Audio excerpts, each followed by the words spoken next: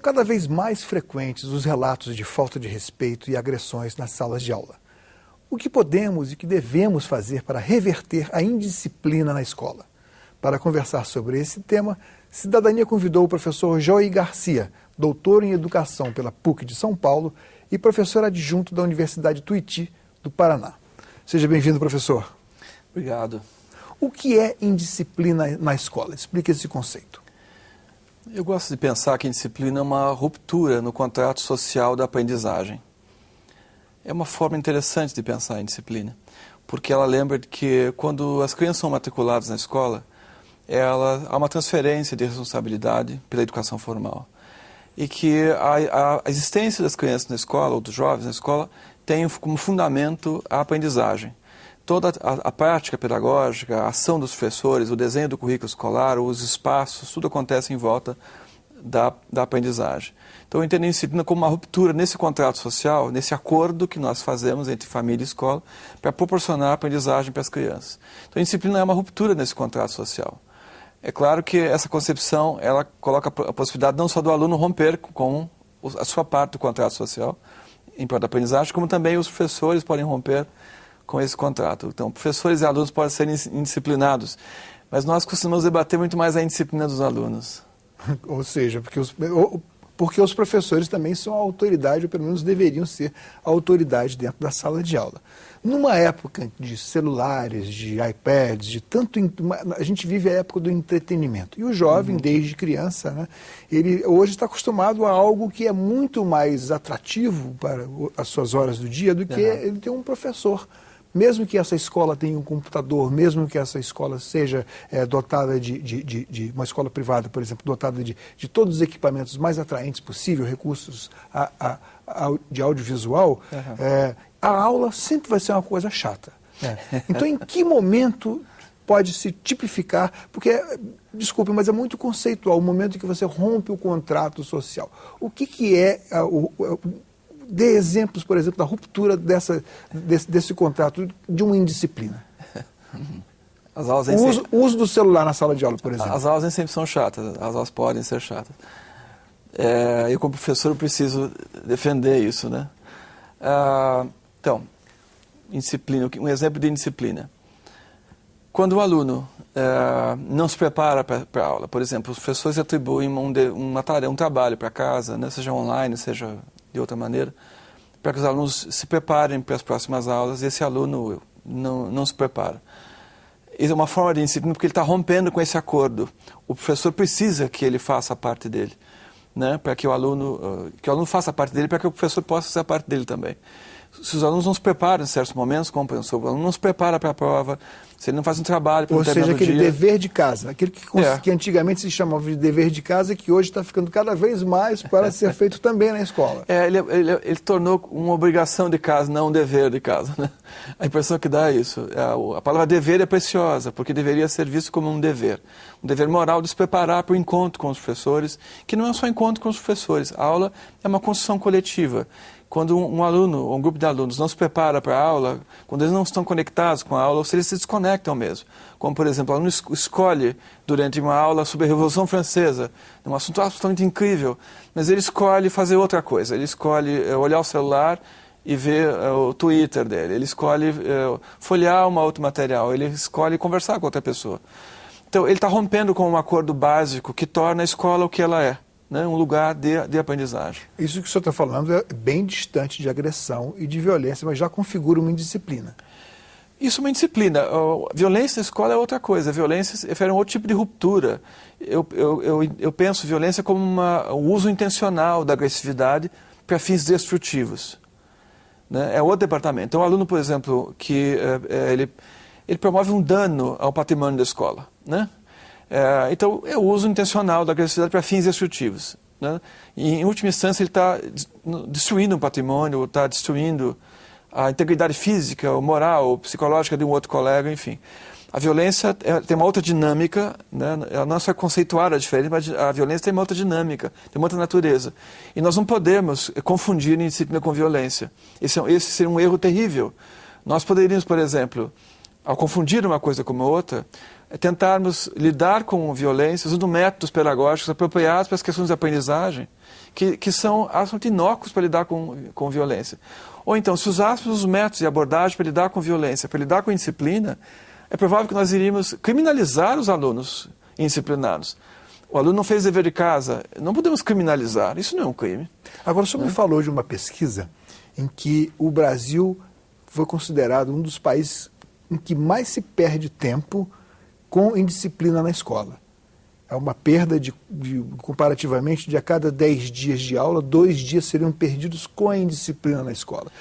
Que pesquisa foi essa e qual foi exatamente o resultado que chegou? Foi uma pesquisa chamada Thales, da OECD, que faz a pesquisa PISA, né?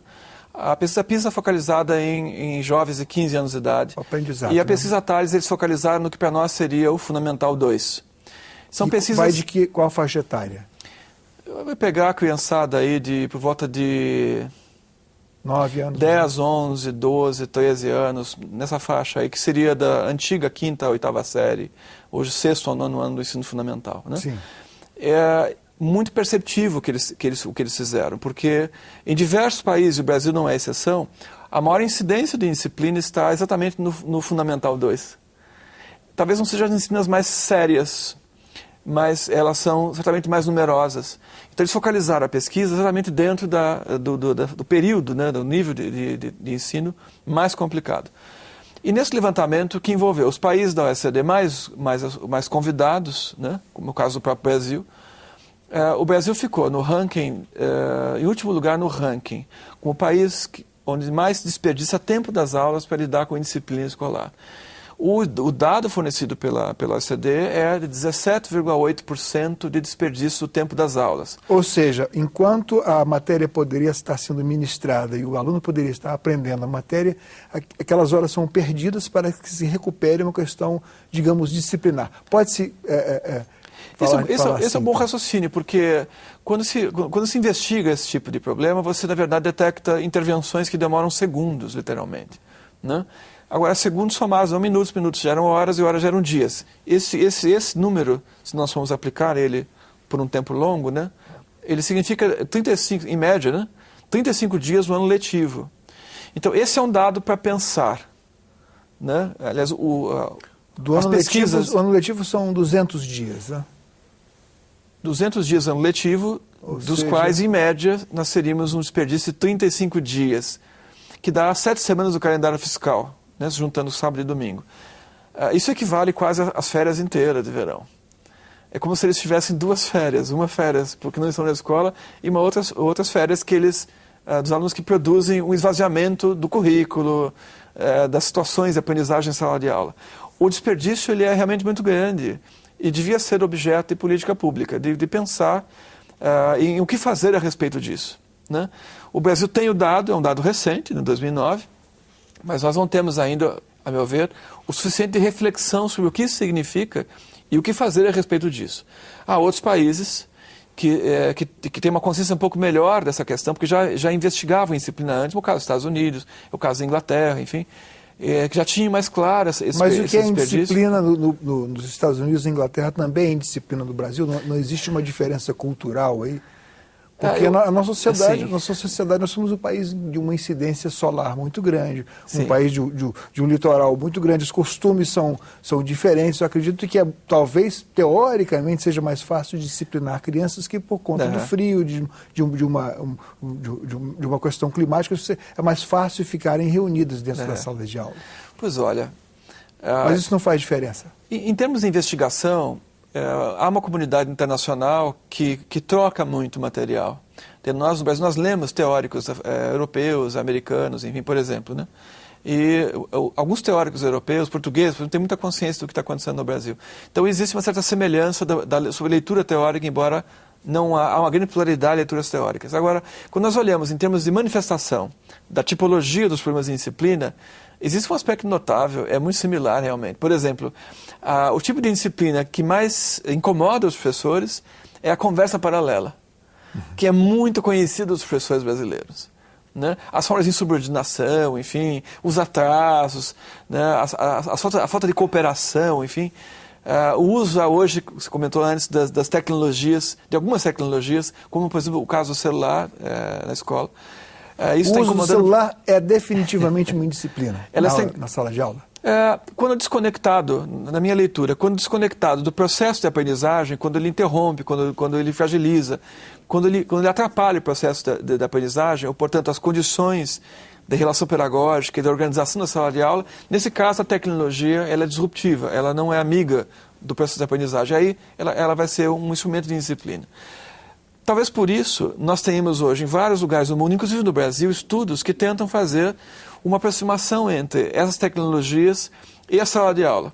Né? Como o caso de usar tablets na escola, que é algo absolutamente recente, se nós formos olhar, é uma coisa muito recente. E o caso do celular. Já há escolas no Brasil que estão testando o uso do celular para tentar conectá-lo ao currículo. Né? É claro que não se trata de deixar o celular aberto, né? O tempo inteiro, mas se trata de usar o celular e mostrar para o aluno um modo inteligente, um modo amistoso, vamos dizer assim, né? Pedagogicamente produtivo, de usar o celular, aquela tecnologia, para a escola. Para mostrar isso, a escola não tem preconceito com tecnologia, não tem receio de tecnologia. O que nós precisamos é de tempo de acomodar essas tecnologias todas. O computador demorou, mas ele foi conectado. Será que nós estaremos sempre atrasados com relação? Sempre haverá uma tecnologia, mais entretenimento, e acho que a questão pedagógica do aprendizado vai ficar sempre perdendo. Eu acho que sim. Nós olhamos, por exemplo, esse século, né, que é um século importante. É o século das redes sociais, é o século dos tablets. E nós observamos isso, de que nós precisamos de um tempo para poder entender essas tecnologias, nós professores, pensar formas produtivas de conectá-las com a sala de aula e nos apropriarmos de imprensa delas, né? Veja o caso das redes sociais. As redes sociais é uma tecnologia importante e certamente os alunos estão muito tempo à frente dos professores. É uma tecnologia absolutamente recente. Mas os nossos professores e as escolas estão indo atrás na corrida de uso, de domínio e uso disso. Os alunos sabem mais usar essas tecnologias de redes sociais do que a escola. E é uma tecnologia que nós não podemos evitar de utilizá-las. Porque elas possibilitam um tipo de integração no mundo global e até formas de serviço, não só de informação, de conexão, mas formas de serviço, formas de engajamento, formas até de intervenção social que deixam uma distância grande com a escola. A escola precisa proporcionar experiências de engajamento social, de intervenção social, de comunicação, de conexão, e a escola faz isso, e faz há muito tempo isso, mas não na velocidade que faz as redes sociais, por exemplo. Aí nós estamos falando de acesso a bens. E isso, o acesso a bens, depende, evidentemente, da renda familiar. E existe um fosso, existe uma grande diferença entre o que é indisciplina na escola pública, naquela escola pública de periferia, de baixa renda, e a indisciplina na escola privada, mais privilegiada. A natureza do problema ela é a mesma natureza. A conversinha paralela existe em todas as duas. A natureza é a mesma. O que talvez nós possamos observar em termos de diferenciação tem a ver com a intensidade de certos tipos de problemas. Vamos lembrar, primeiro, de que a escola pública ela cuida de uma fatia muito maior da educação do ensino fundamental, por exemplo. Né? Há uma relação de 1 para 8, se eu não me engano, 1 para 7 ou 1 para 8 alunos, quando se compara o ensino privado com o ensino fundamental. Portanto, a educação pública cuida de uma fatia muito maior. Por outro lado, ela cuida de uma fatia que é diferente do que cuida a instituição privada. Então, essa diferença demográfica, né, de número e de perfil, por exemplo, sociocultural, econômico, faz alguma diferença. Né? Por exemplo, a escola pública cuida da população de risco social. Né? A escola pública cuida de uma população que tem um capital cultural menor. E ela tem que fazer isso e deve fazer isso da melhor maneira possível. Então, o que acontece? Os estudos mostram isso. Mas então, significa que o sujeito que tem uma família, uma renda menor, um capital cultural menor, esse sujeito ele é mais indisciplinado? Não é isso que os estudos mostram. O que os estudos mostram é que esses sujeitos são mais penalizados. É uma coisa diferente. No Brasil, não há muita discussão sobre isso, como tem nos Estados Unidos. Lá tem dados muito consistentes que mostram que as populações de minorias, ou sob maior risco social, portanto, os jovens, sobretudo, que têm maior situação de carência, de necessidade, são os que mais sofrem o peso das punições na escola.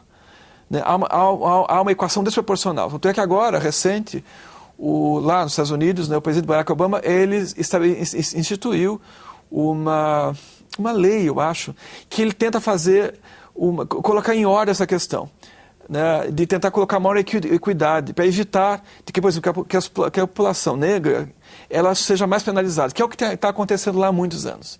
Então há uma discussão muito forte nos Estados Unidos sobre essa questão.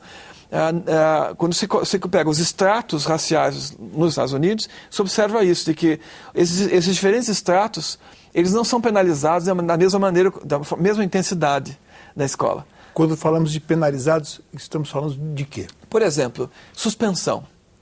Né? Nos Estados Unidos, os negros recebem mais suspensão do que os brancos. E suspensão, no Brasil... Então estamos reproduzindo já no sistema escolar aquilo que se vê nos tribunais, na condenação de pobres e negros. Exatamente, eles observam isso lá, que há uma relação, inclusive, entre o que esses grupos sociais recebem nas escolas com o que mais tarde eles recebem da sociedade como um todo. Né? Há, eu diria assim, uma questão social, cultural lá, que deveria nos servir para nos fazer pensar aqui no Brasil, né? Como nós estamos fazendo. Por exemplo, há uma discussão no Brasil de instituir uma possível lei que dê às escolas o direito de dar suspensão aos alunos. Uma pergunta que envolve também o Joey Garcia, pai. Antes, eu estou com 60 anos, eu me lembro assim, que quando eu levava algum problema da escola para mim, eu, em primeiro lugar, meus pais me chamavam a atenção. Davam todo o apoio ao professor. Hoje parece que a tendência já não é mais assim. O que o pai, o professor e o pai, Joey, disse para o seu filho, que hoje tem 16 anos? Como é que foi a educação dele? Quando surgia algum problema, a professora me chamou a atenção, o apoio também era incondicional ao professor, ou como é que funcionava? Olha, meu filho tem pais professores, né? Mas eu acho que nós tentamos não ser professores com ele. Muitas vezes eu tenho que tentar separar isso, o professor pesquisador, dessa figura do pai, né?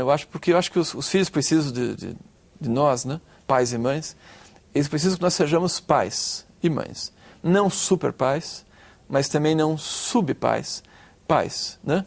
Eu tento separar um pouco. Às vezes é difícil, porque eu aprendi muita coisa com ele ao longo de toda a escolarização. Hoje ele está no meio do ensino médio. Aprendi muita coisa interessante. Às vezes ele vinha trazendo da escola relatos de situações de cotidiano da escola, que eu sabia exatamente do que se tratava, mas era muito interessante ver a ótica da criança a respeito disso.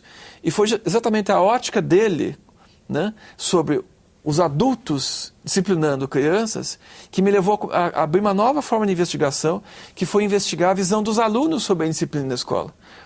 E, por exemplo, com isso, eu fiz uma pesquisa que eu fiz, foi sobre o que eu chamei dos rebeldes criativos, que são alunos que eles produzem disciplina em sala de aula para melhorar o currículo, para melhorar a relação pedagógica, para melhorar as aulas, melhorar o conteúdo das aulas, sobretudo melhorar a dinâmica e o ritmo das aulas. É um tipo de disciplina muito inteligente, que acontece embaixo do nariz dos professores. Não é uma disciplina de confrontação, uma disciplina de esvaziamento, pelo contrário. É uma disciplina de preenchimento. São alunos que tentam melhorar, animar, né, dar uma velocidade maior às conexões feitas em sala de aula. Então, eu acho que eu aprendi mais com meu filho sobre como olhar a disciplina do que eu precisei intervir e colocar limites a ele, orientar, enfim. Eu acho que ele foi bem orientado em casa. Ele também teve a felicidade de ter excelentes professores e escolas que sabiam o que estavam fazendo, né? Acho que uma vantagem de ser professor e conhecer o meio educacional, que é poder escolher boas escolhas com relação às escolas dos filhos, né? Eu acho que eu fiz boas escolhas. Fizemos boas escolhas em casa. Professor, muito obrigado pela sua presença aqui no programa. Foi extremamente ilustrativa a entrevista. Muito obrigado. Obrigado, agradeço o convite. Até uma próxima. Cidadania conversou com o professor Joey Garcia, doutor em Educação pela PUC de São Paulo e professor adjunto da Universidade Tuiuti do Paraná, sobre o tema Indisciplina na Escola. Mande suas críticas e sugestões para o programa. Ligue para 0800 61 22 11 ou acesse www.senado.leg.br/TV. Nesse endereço você também pode ver de novo ou baixar uma cópia deste ou de qualquer programa da TV Senado. Obrigado pela atenção e até o próximo Cidadania. Obrigado.